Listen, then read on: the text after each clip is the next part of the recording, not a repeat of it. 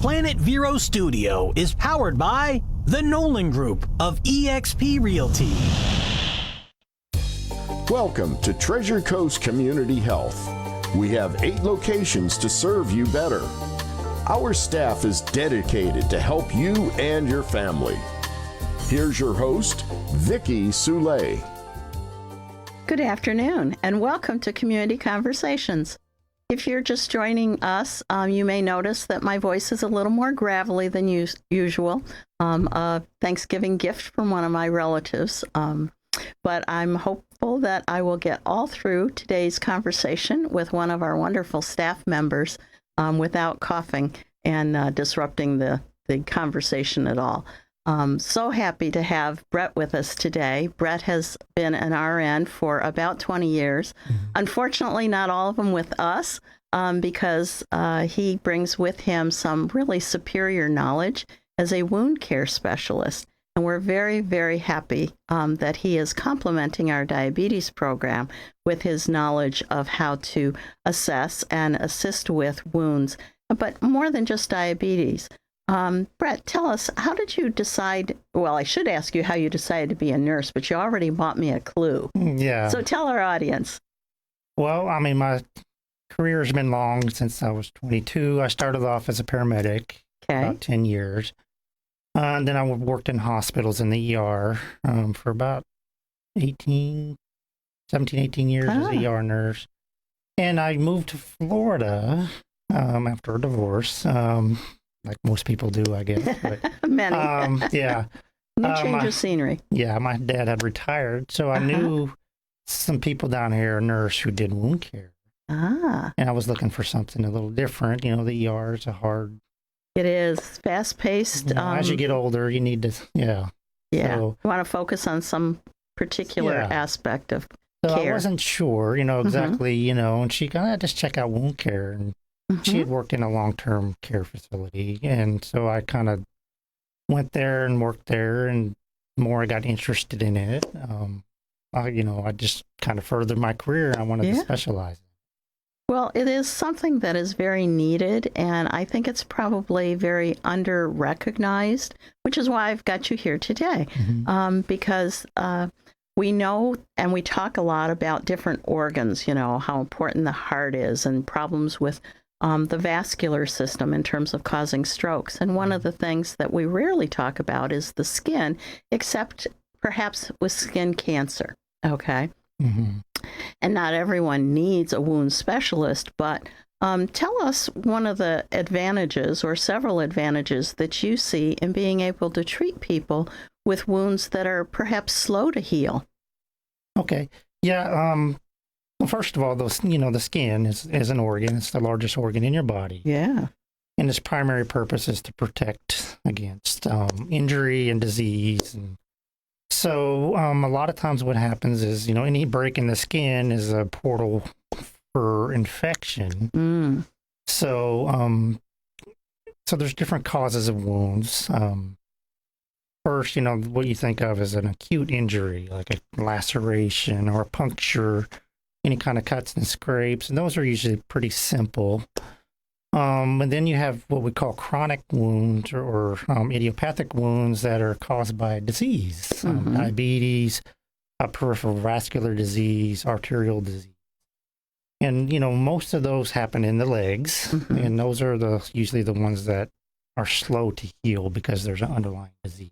Could I throw in perhaps aging? Because I see a lot of elderly people struggling, women especially, with skin tears on their arms. They might brush against something while they're gardening or doing things there. Yeah, the skin, as you age, it loses a lot of its elasticity, the subcutaneous tissue, the cushioning part of it, the fat, whatever you want to call it. But as you age, fat all seems to migrate someplace else, doesn't it? So everybody knows that skin gets thin. They call it thin skin.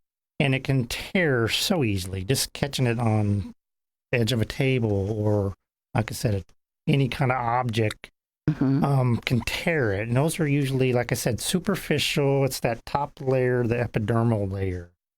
And what's the best way to help that cure itself? The best way is prevention. moisturizers. Ah, Keep the skin, helps it keep some moisture in it, keeps the elasticity. okay. And thought of that. sleeves. If you know you're going to be working around objects and you're going to be you could bump into things. Mm-hmm. Sleeves, little protection devices like that, because most of them are going to happen on the forearms that you see. Mm-hmm. The hands are usually the back of the hands. So it's just prevention. Okay. And then keeping it clean. Oh, once the skin tear does happen, yes. The most important thing is keeping it clean. We have a debate in our house. Band-Aid, no Band-Aid. Band-Aid for sure the first day. Then the debate starts. Yes. Should I cover it up or should I not? Yeah, well, initially you should cover it up. You should wash it with soap and water and just your everyday antibacterial soap. Okay. Works. That's the most effective way, just for any, you hear everybody wash your hands. That antibacterial soap is wonderful. Okay. So just a gentle cleansing. You don't want to scrub it too hard, but if there's any kind of debris, and if it is a skin tear with a flap, if you've seen it where the skin just peels like a back, gouge kind of thing, yeah. If you're able to, fold that flap back, and then that's where you want to put a bandage over it, because that skin will regrow, reattach. Okay. So it will increase healing time. Okay. That's wonderful to know. Yeah. So most of the wounds, though, that you see probably are from the knees down because of changes in circulation. That's correct. The main causes, especially in this population that I see, is diabetes. And what goes with diabetes is what we call neuropathy. Mm-hmm. They don't feel pain in no sensation. Legs. Yes. So they may be unaware that a wound is occurring, because usually it's a repetitive, especially on the feet, a repetitive movement for improperly fitted shoes, or walking barefoot, and they don't realize they've stepped on something that's sidewalk's sharp. really hot or something's really sharp. Yeah. And then so it's just kind of repetitive, and then the deeper it gets, the harder it is to heal, and diabetes prohibits healing. Yeah, it does, definitely. Or not inhibits. Yeah. So if you are, I hate to use the word non-compliant. If you're not excited about going to the doctors and put it off, as many males do, okay, I'm fine. It still behooves them to take off their shoes and socks and turn their foot around and take a look at it once in a while, diabetes or not, for the same reasons, to make sure that skin remains intact. That's true. Like I said, a lot of people have what we call peripheral vascular disease, peripheral arterial disease. They may not even know they have it, or they've been diagnosed with it, but don't think much about it. What is it?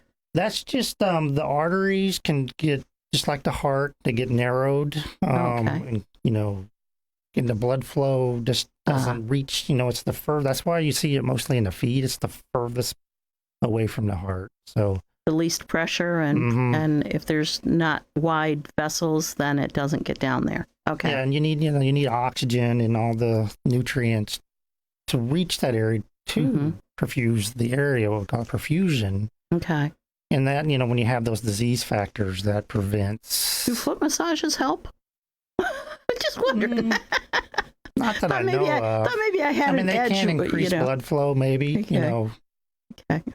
It's really about the prevention and taking good care of your extremities, arms or legs. Yeah, and like I said, here at TCCH, we, if you're diabetic, or it's part of your annual exam, or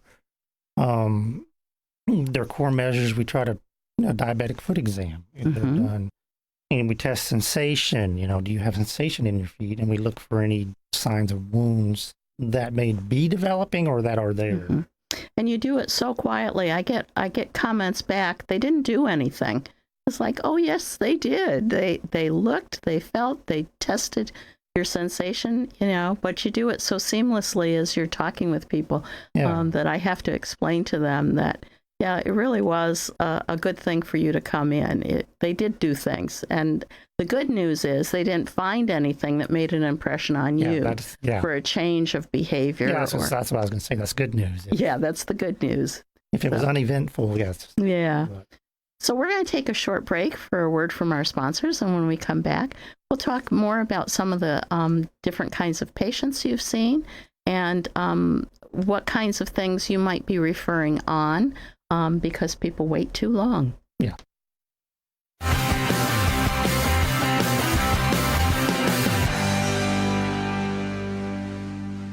Treasure Coast Community Health in-house pharmacies have the lowest prices in Indian River County, even lower than big box pharmacies. Taking your medication as prescribed leads to better health. Affordable medicine makes it easier. Treasure Coast Community Health patients can pick up medicine as they leave the office or use free delivery and mail order services. Pharmacists are always available to answer questions. Switch to TCCH pharmacies. Save money, stay healthy. 772-257-8224 and ask about our price match. Hey, did you hear the latest about our Florida Highwomen? No, what? There's a new Highwomen art gallery in Vero Beach. Really? Where? 1872 Commerce Avenue. Wow, when's it open? 7 days a week. Call 954-557-6226 for an appointment anytime. No kidding? Just call for your appointment, 954-557-6226, and then go to 1872 Commerce Avenue. Wow, that's good news. A member of the iTex trading community. Your iTex dollars are welcome.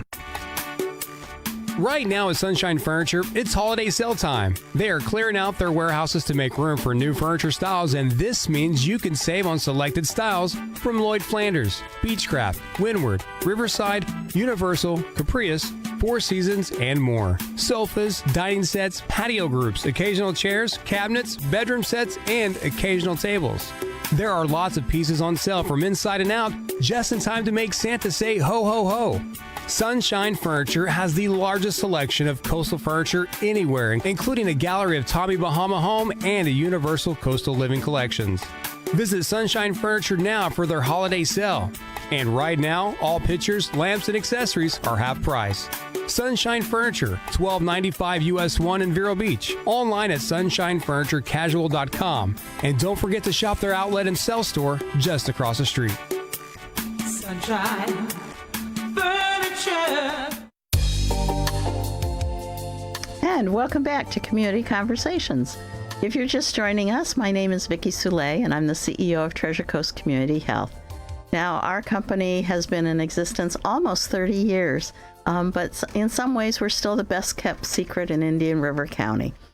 We are trying to change that by exposure and education of all the services that we provide, which include medical, dental, behavioral health, pharmaceutical, vision services, x-rays and labs, anything that you need on a primary care basis to make it convenient and accessible for you so that you don't have to take time off work, so that your calendar can be filled with your children's activities or your grandchildren's activities instead of going to the doctor multiple times to multiple places.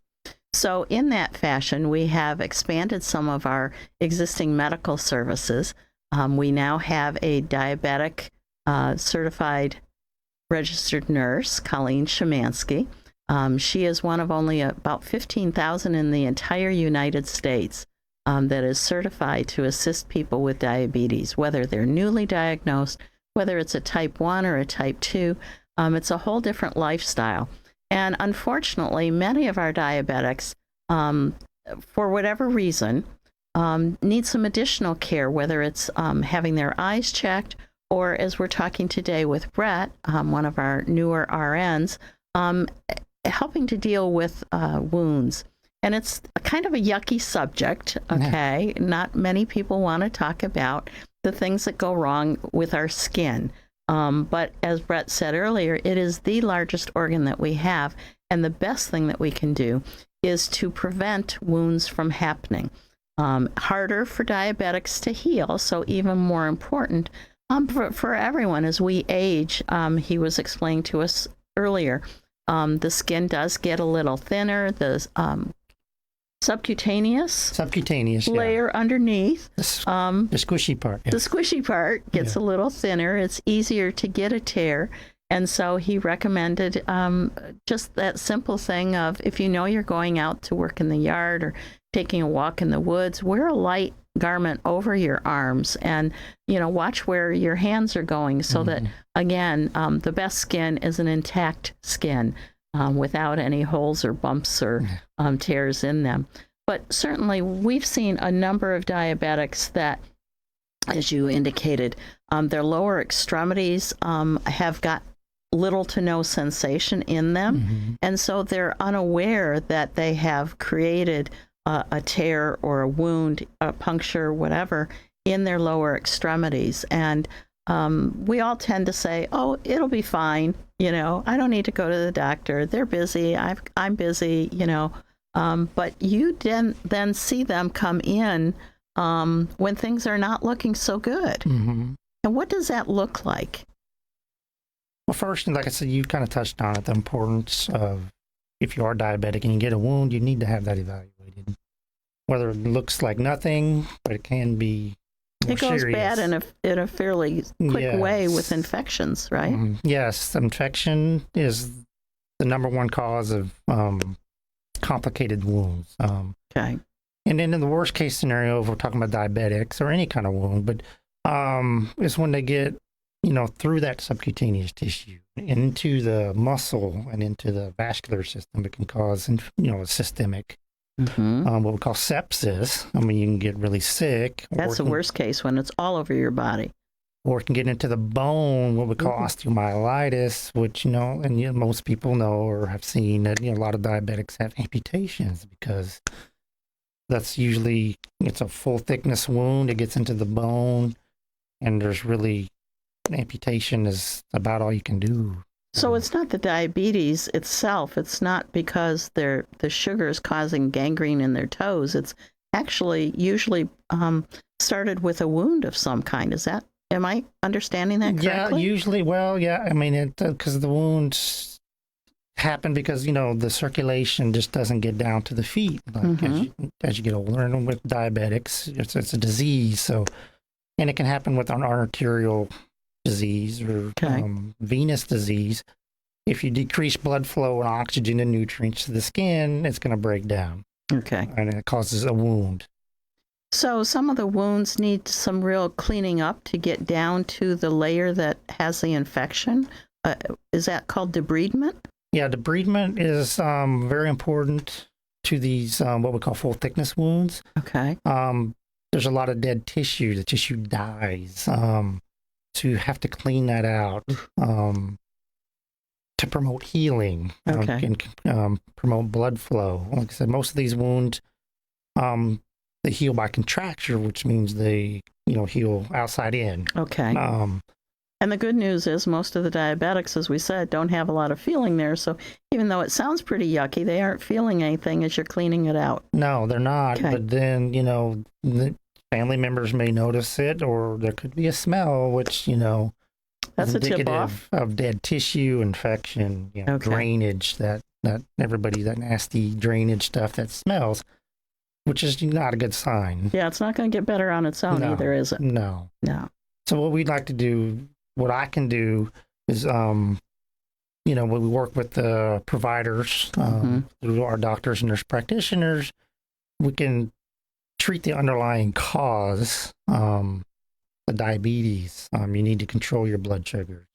So we can do lab tests. We can do x-rays to make sure it's not into the bone. Ah, okay. But then you treat the wound, on a daily or every other day. It just depends on the severity. But it's called debridement. You irrigate it out, you clean it out, you try to get some of that tissue out of there. And what I can do is selective debridement, which is kind of use a sharp instrument and kind of clean out some of the tissue. If it's too complex, we have to refer you to a specialist, a wound care specialist or a podiatrist.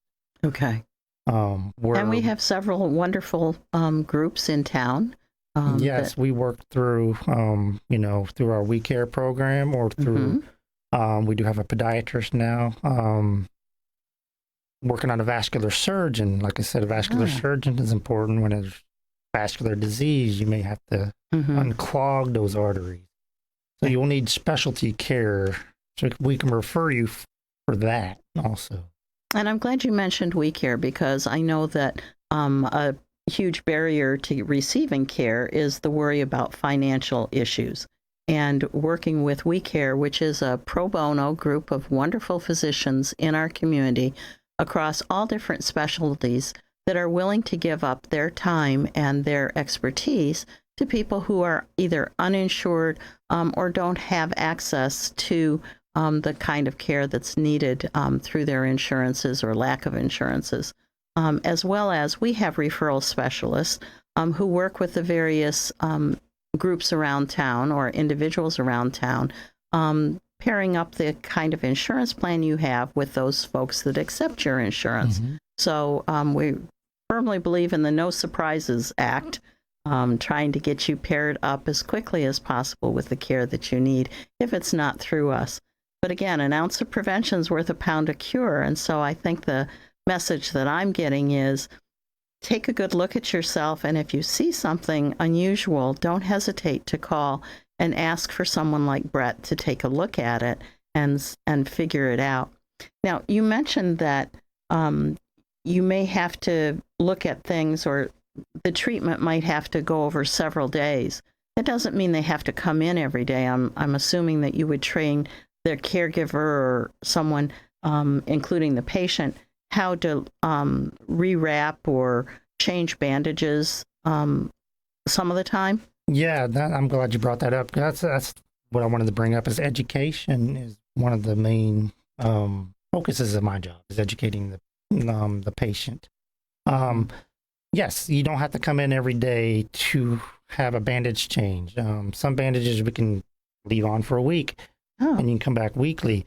Some need to be changed every other day, but we can, hopefully, send you home with some dressings. We've worked through a direct relief to get some dressings.